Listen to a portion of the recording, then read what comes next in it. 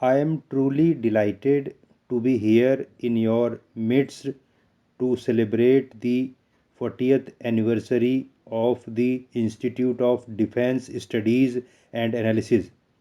I am particularly happy that you have chosen on this auspicious occasion to honor your former director for helping to lay a strong foundation for this institution in its formative years. His incisive writings continue to stimulate and contribute to the thinking of strategic analysts and policymakers in this vital area of national concern. We look forward to many more years of active contribution from this doyen of the strategic community in India to the vital policy debate of our times.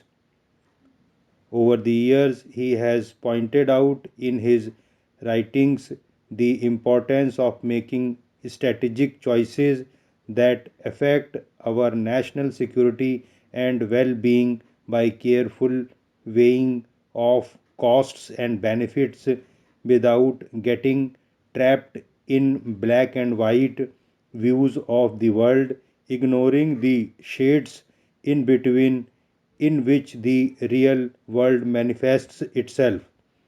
He has been an ardent advocate of a holistic vision of national security tempered with a sense of realism and pragmatism.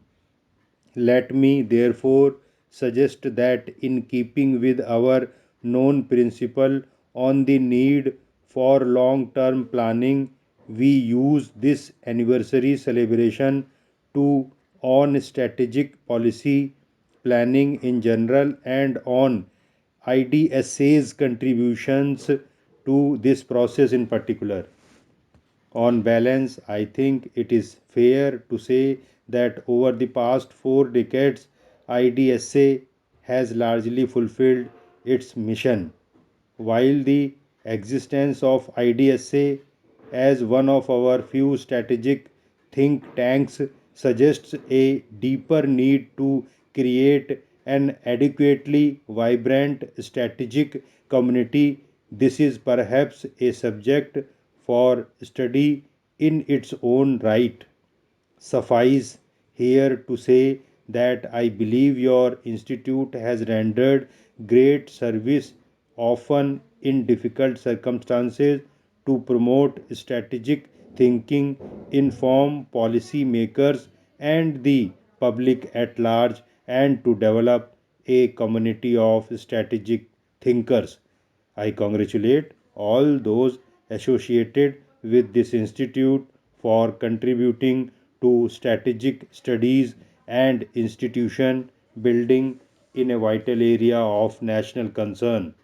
However, an anniversary is also an occasion to objectively consider the lessons of the past and to strategize to meet the challenges of our future. I would like to briefly outline the challenges that confront us today. It is a truism that despite the progress humankind has recorded, war, disease, and ignorance, we can therefore draw no comfort from the trends that determine our future. Optimists suggest that the present security challenges will at worst persist, but pessimists forecast total devastation. Pragmatists suggest that security problems will worsen over time, but probably incrementally. Personally, despite my own training in the dismal science of economics, I am inclined to be more optimistic than the optimists. Perhaps Bonner Law was right when he said that there is no such thing as an inevitable war. If war comes, it will be from the failure of human wisdom. I believe that peace is our troubled and violent age requires internal vigil, patience, and wisdom. We must all work together to analyze potential sources of conflict to find solutions without recourse to arms. It is this that is the challenge before governments and humankind as a whole. It is in this context that centers of research and think tanks derives their importance. Policy making is most countries often negative. Governments are driven by deadlines and events, and once an event occurs, it is a bit late to plan for it.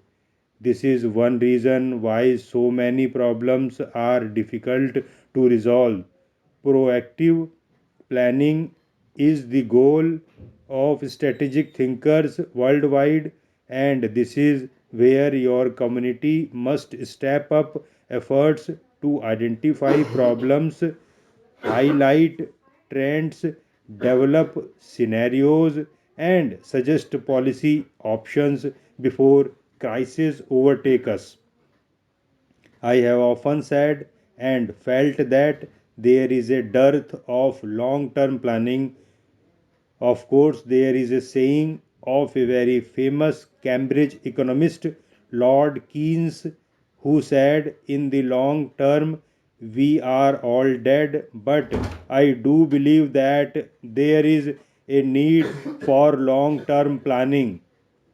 On the one hand, policy papers can sometimes become impractical, and on the other, policy options are sometimes short of long term vision. Our academia loses its sense of independence, and government begins to devalue inputs from outside its system. There is therefore an obvious interest in strengthening mutual interaction to focus on long term planning. In the language of economics, the cost of investing in long term policy making in time, money, and energy are quantifiable and immediate. Unfortunately, however, the benefits are reaped only in future and all too frequently by successors.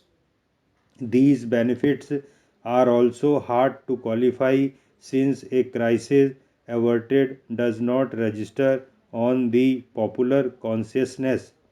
Naturally, the incentive for in depth analysis and long term policy planning has always been weak despite the obviously disastrous consequences of ignoring such efforts.